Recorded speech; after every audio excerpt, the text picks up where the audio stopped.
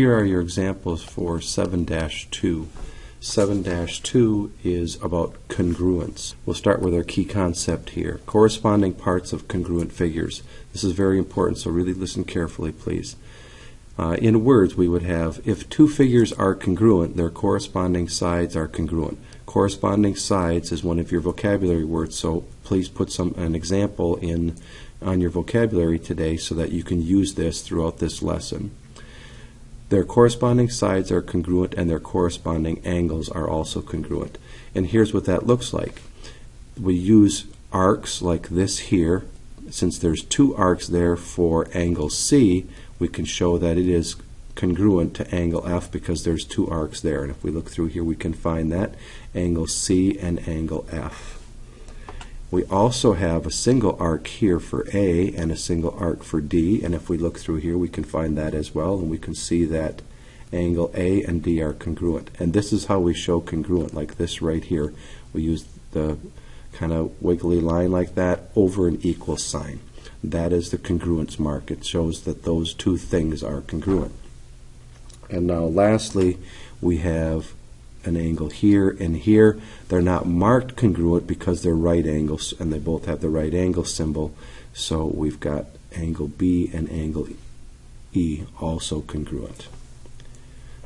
And then lastly, we can do the same thing with line segments. Here we have this line segment here has two of the tick marks. That's what these are called, tick marks. This one has two.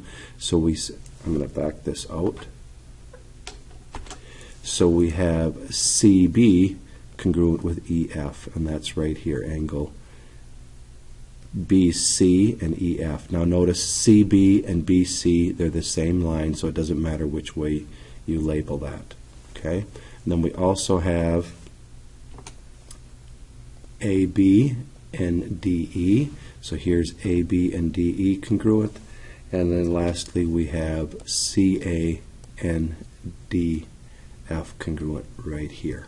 Remember, it's all about these tick marks, or in the case of the angles, the number of arcs. So now to finish that point, they say in the figure below the two triangles are congruent because triangle DEF is the image of ABC reflected over line M. This line here, if we reflect it, we end up with this over here. So we can prove that they're congruent because they're the same size and shape, because they are a result of some transformations, if that's the case. In this case, it was just a reflection. The notation, triangle ABC congruent to DEF, is red. ABC is congruent to triangle DEF.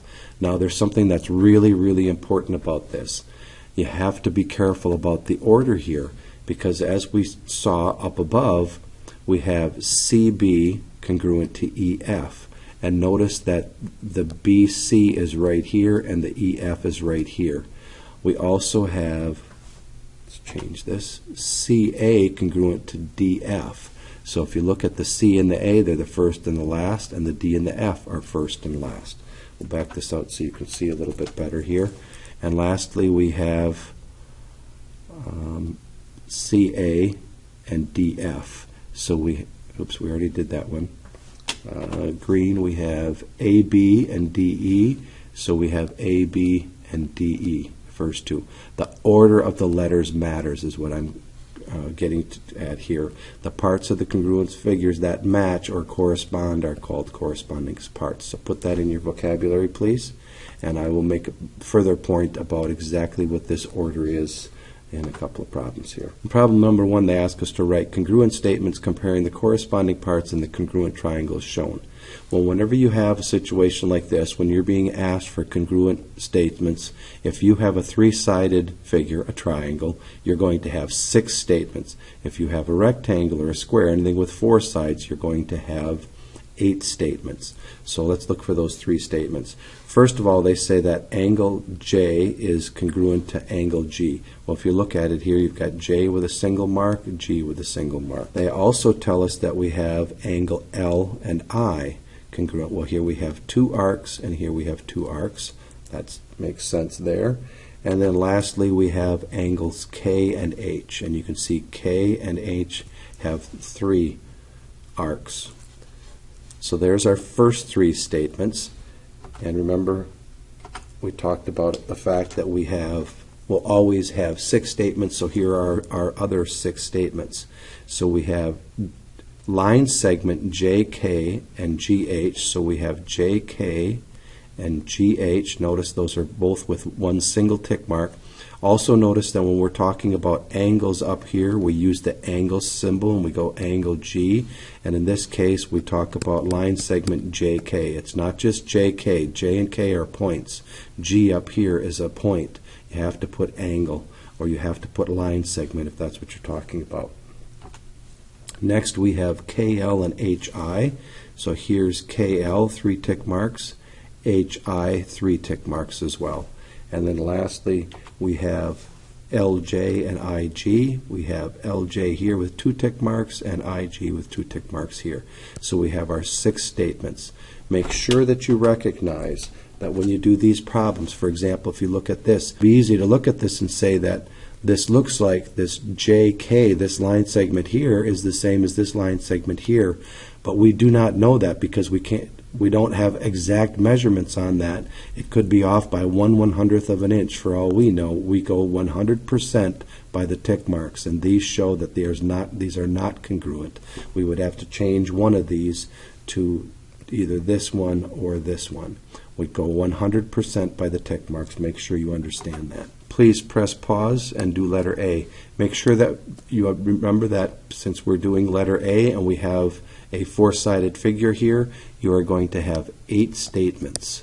So when you're done, make sure you didn't miss any of the statements. You need to have all 8 statements. Should be 4 line segments and 4 angles. And remember to use the angle symbol for like angle P, for example, or the line segment symbol, for example, PO. Right here is PO.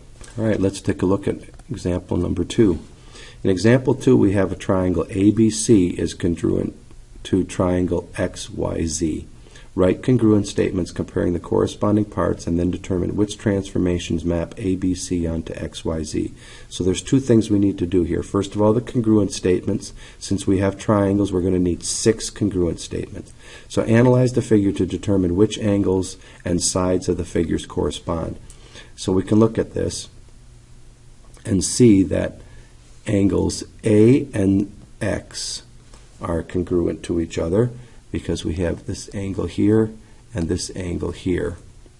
We also should see that we have angle B and Y.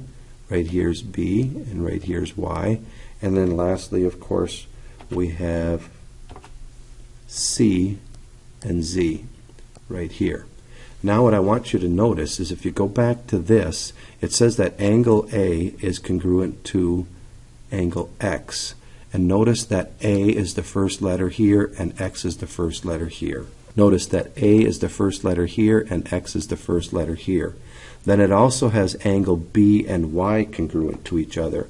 And notice that the B and the Y are the second letter in these statements. And then lastly, it says that angle C and Z are congruent, and if you look at it, we have angle C and angle Z are the third letters in the congruent statement. This is what I was referring to before. What you need to understand is we could actually do these congruent statements without even having this figure here, just purely by the letters. Let's take a look then at the corresponding sides. And in this case, we have the same thing. We have AB and XY. So let's find these. We have AB is right here, XY is right here, and if we go up here, we have AB are the first 2 letters here, and XY are the first 2 letters here. Next, we can go to BC and YZ. Here we have BC, and here we have YZ, and notice that BC and YZ are the second and third letters in the congruent statements of the triangles. And lastly, we have CA congruent to ZX. So here is CA and here is ZX. And notice that when it comes to CA, we have CA the first and the last and ZX first and the last. Again, I will tell you that you could do your congruence statements purely from the fact that they say triangle ABC is congruent to triangle XYZ. You should be able to get all of these statements out of that without even looking at the figure. Order matters in congruence statements for triangle to triangle or rectangle to rectangle, whatever the figures are. And then lastly, it asks us to then determine which transformations map ABC onto XYZ. So let's take a look at what that looks like. Well, if you think about it, we could reflect ABC over the y-axis, and that's what it says down here. If you reflect ABC over the y-axis, then remember that ABC would be right about, let's see, right here. Can't get my pen to draw. And then it would be, A would be up here, and of course C down here. So now in order to get that to move, so the first thing we have to do is reflect it over the y-axis and then translate it 2 units down. So if we move each of these points down, it would end up exactly where XYZ is. So remember, when you answer these questions, you can't just say that I want to reflect it. You should say I want to reflect it over the y-axis if that's the case, or x-axis if that's the case.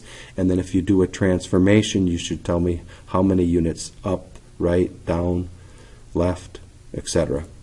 And also, if you do a rotation, you should say how many degrees. Please press pause and do letter B. All right, let's take a look at number 3. First of all, we'll talk about finding missing measures. You can use properties of congruent figures to find the missing measures of angles and sides in a figure. Problem number 3, Miley is using a brace to support a tabletop.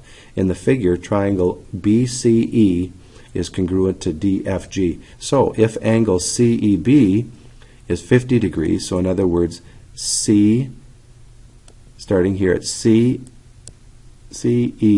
so in other words, this angle here, if that's 50 degrees, what is the measure of FGD? Well, another way to look at this is we could say that angle E is 50 degrees. So we could go over here to G, right there, and we could realize that that is also 50 degrees, which of course is what F, starting at FGD is.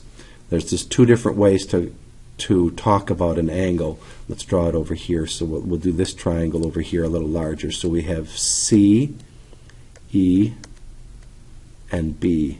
So we could call this angle either CEB, or we could just call it angle E, which would be the easier way to do it.